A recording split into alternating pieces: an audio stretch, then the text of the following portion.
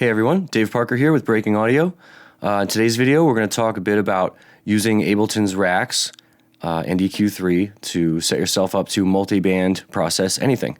If you like tips on Pro Tools and Ableton, subscribe to our video and you won't miss a video. So let's check it out.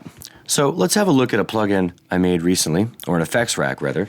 So effects racks in Ableton are great. You can do all sorts of stuff with them. You can get really creative with it. The macro knobs, so you can kind of control the different parameters of the plugins that are contained within the rack. It's something I'm not going to go super deep into right now, but I'm going to talk about one specific thing you can do with it.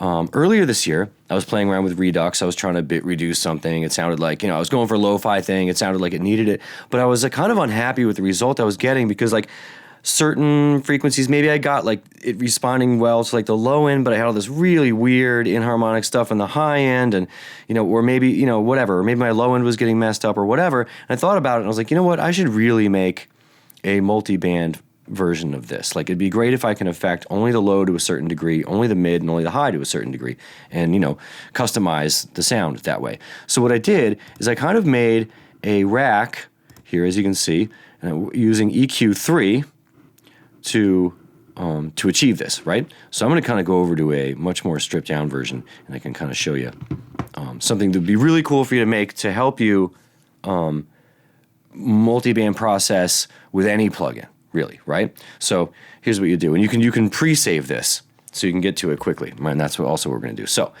I've gone and made myself 3 lanes of audio in the rack, one for low, one for mid, one for high. I've put EQ3 on each one, and I've only let the low pass for the low channel, the mid for the mid, and the high for the high.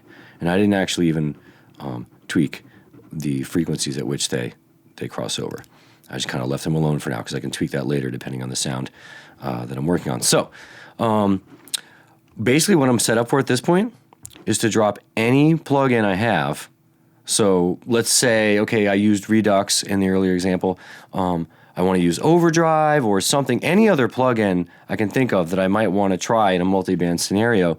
Because there are plenty of times where you want to affect something, but you want the low to stay alone and just kind of be solid and not be totally overly affected, but you want the mid and the high to be heavily affected. It makes it richer, whatever it is you're trying to do. So if you make something like this, that simply, and I just named it multi-band times 3, right? Because 3 bands, I can grab this whole rack, as plain as it is, and just kind of drag it up here into my custom audio effects and save it like this. So now, in the future, when I find myself going, you know what, this plugin is a little intense, multiband, what I can do is I can drag this right out onto the channel, and then behind, on the right side of this low here, I can pretty much drag in anything I want. So, we could go with the whole overdrive concept and just kind of drop it in there, drop it in here, behind the mid, behind the high, and boom, I am multi-band processing, right? So, because I'm only hitting the low with this one, mid, high. You can also get fancy and start assigning knobs for your overdrive into your macros. And one of the things you can do as well is, let's say if I wanted all the drives on all 3 of these channels to be affected by the same macro, I can do that. I can map it that way. Or you can have them be independent because, maybe you don't want, like I kind of said before, maybe the low, mid, and high to have the same amount of drive. But you can get kind of creative. The point is you can get creative with these macros and how you assign them to the plugins inside. And a quick tip is you can see how I've renamed the EQ3 here to low, on the low, and the mid, and the high. That's because sometimes when you're navigating these racks, things can get a bit confusing and you can accidentally start tweaking the wrong plugin. So I highly recommend doing that. I would also do it here as well. So if I wanted to take some time and really kind of clean up this rack, that's one of the things I would do, is name that very carefully. And also, spend some time, with the macros.